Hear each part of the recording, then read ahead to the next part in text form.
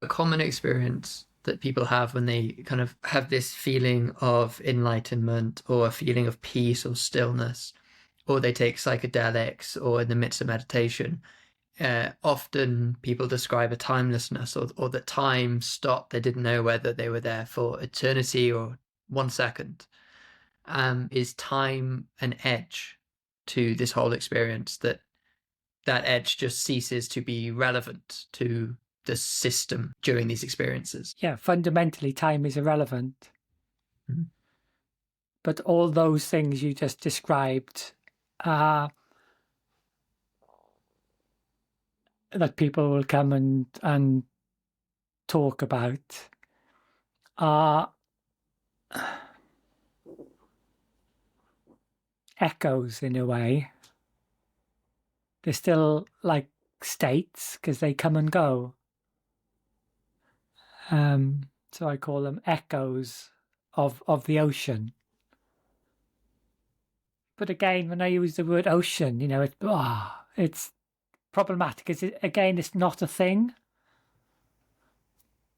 But you can have different states, very definitely. There's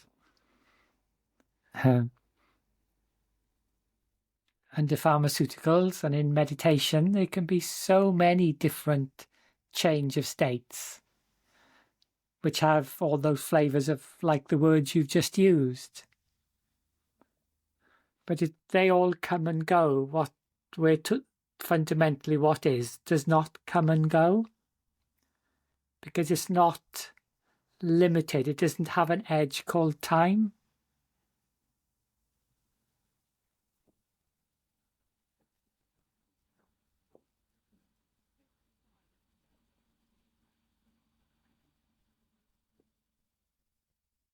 But on the scale of experiences, all these experiences can be experienced. It's almost infinite possibilities of the ever-changing relational dance of the edges can dynamically input to create an experience, to create time and space. And they can be, blissful, the sense of there being no body, being one with everything.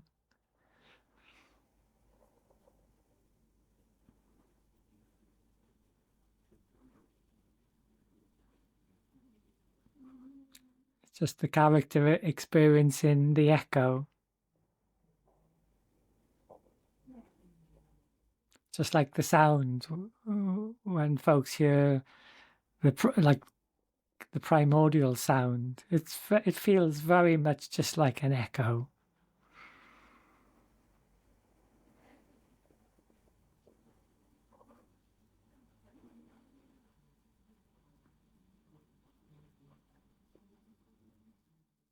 They're all patterns, and they can be infinite patterns. Because the edges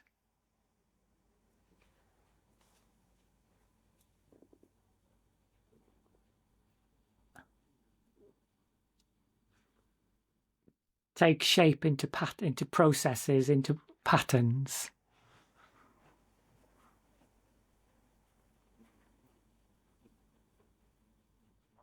And the physiology, there can be gaps in those patterns, but we fill those gaps in, a bit like the blind spot in the visual cortex. There's no data there, but we fill it in. We fill in and we delete to make things orderly in a very simplified way. And then we put like a pin in certain patterns which have more utility. And that pin really is a name or a label. And that's what like solidifies the thinginess about how the ocean is patterning. And then we put those patterns into a hierarchy of utility, really, because again, there's no point having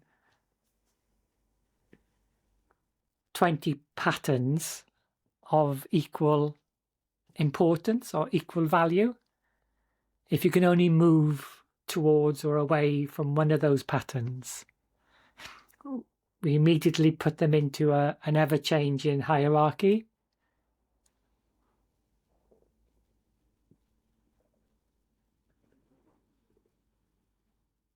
Both internally, the physiology does it, the five senses do it, and then likewise, it's like a fractal, we do it culturally when we start sharing our models.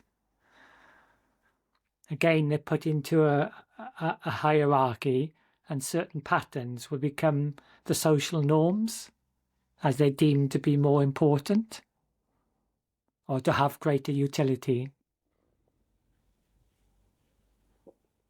And then they become like the truths of that culture, really. But there's always a gap then. It's like the rubber hits the road which is the lived experience. And there's always a gap between the model, the cultural truth or the physiological truth, and life as it is, as it's emerging. And so the model ideally gets updated with new information. Because again, the physiology or the culture will tend to,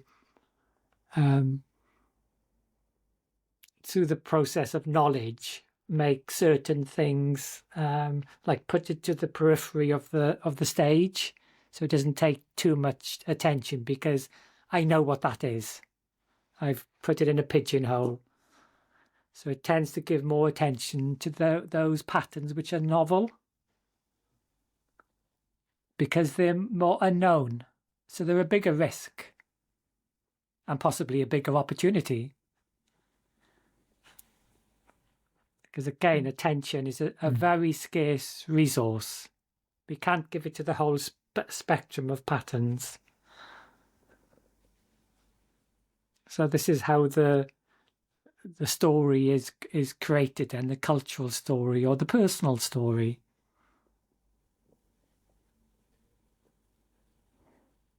And the prediction that there must be a center is the pin that solidifies the patterns well enough in time and space to be able to create relationships, to create maps, to create knowledge that can be recalled and utilized. Again, time is a critical dynamic, the edge called time, into that. Because again, energy is limited. Maps have to be able to be stored and recalled relatively energy efficiently. If the map is too complex, it's too slow, it becomes more difficult to share. So if you look at your own movements and cultural movements, they'll tend to often move to extremes of simplification, black and white, right and left, us and them. This is the simplification process into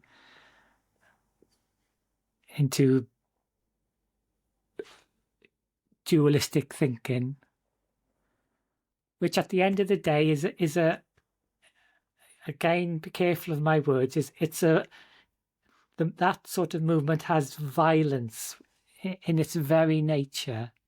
It's like born out of violence because it's born out of a lie that there are two separate things.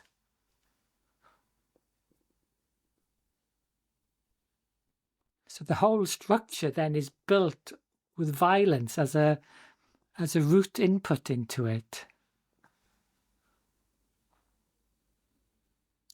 It's like a violent tree which is branched out, and the fruit it bears has a violence in the fruit.